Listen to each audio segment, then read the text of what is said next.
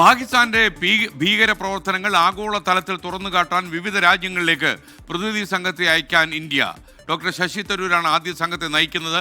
കേരളത്തിൽ നിന്ന് ഇ ടി മുഹമ്മദ് ബഷീർ, ജോൺ ബിട്ടാസ്, വി മുരളീധരൻ എന്നിവരും സംഘത്തിലുണ്ടാകും. വിദേശ രാജ്യങ്ങളിലേക്ക് പ്രതിനിധി സംഘങ്ങളെ അയക്കാനുള്ള കേന്ദ്ര തീരുമാനത്തെ CPM പോളിറ്റ് ബ്യൂറോ സ്വാഗതം ചെയ്തു.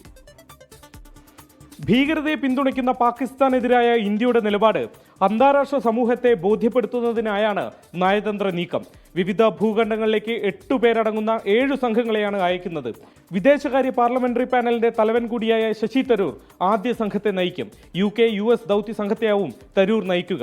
ഗൾഫിലേക്കും ആഫ്രിക്കൻ രാജ്യങ്ങളിലേക്കുമുള്ള സംഘത്തിൽ ഇ ടി മുഹമ്മദ് ബഷീർ ഉണ്ടാകുമെന്നാണ് വിവരം.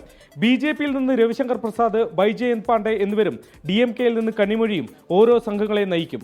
JDU നേതാവ് സഞ്ജയ് കുമാർ ഝാ, NCP നേതാവ് സുപ്രിയ സുലെ, ശിവസേന നേതാവ് ശ്രീകാന്ത് ഷിൻഡെ എന്നിവരും ഓരോ സംഘത്തെ നയിക്കുന്നുണ്ട്.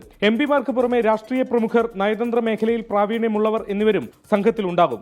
ഐക്യരാഷ്ട്രസഭ രക്ഷാസമിതി അംഗങ്ങളെയും സംഘം കാണും. മെയ് 22 മുതലാണ് പര്യടനം. രാജ്യ താൽപര്യത്തിനു വേണ്ടിയുള്ള ദൗത്യത്തിന്റെ ഭാഗമാകുന്നതിൽ സന്തോഷമെന്നാണ് CPIM പോളിറ്റ് ബ്യൂറോയുടെ പ്രതികരണം. എന്നാൽ പ്രത്യേക പാർലമെന്റ് സമ്മേളനം വിളിച്ചു ചേർക്കാത്തതിനെ പാർട്ടി വിമർശിച്ചു. ഭീകര സംഘടനകളും പാകിസ്ഥാനും തമ്മിലുള്ള ബന്ധത്തിനുള്ള ശക്തമായ തെളിവുകൾ സഹിതമാണ് ലോകരാജ്യങ്ങളിലേക്ക് പ്രതിനിധി സംഘങ്ങൾ എത്താൻ പോകുന്നത്. അന്താരാഷ്ട്ര തലത്തിൽ പാകിസ്ഥാനെ ഒറ്റപ്പെടുത്തുന്നതിനുള്ള ശക്തമായ നടപടിയാണ് ഇന്ത്യയുടേത്. ഡൽഹിയിൽ നിന്നും ശ്രീനാഥ് ചന്ദ്രൻ, 24.